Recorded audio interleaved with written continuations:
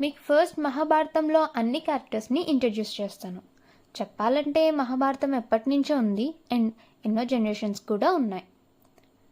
So మనం first ప్రతిభరాజు దగ్గర నుంచి స్టార్ట్ చేద్దాం.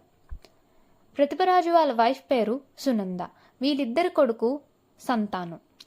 సంతానుకి 2 భార్యలు, గంగమ్మ, సత్యవతి.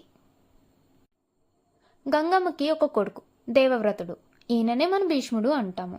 సత్యవతికి 3 కొడుకులు, చిత్రాంగుడు, విచిత్రవీరుడు, వ్యాసుడు. వ్యాసుడు పెళ్లికి ముందే ఉంటాడు. చిత్రాంగుడు చిన్నప్పుడే చనిపోతాడు. సో విచిత్రవీరునికి 2 భార్యలు, అంబిక, అంబాలిక. విచిత్రవీరునికి 2 కొడుకులు, ధృతరాష్ట్రుడు, పాండు.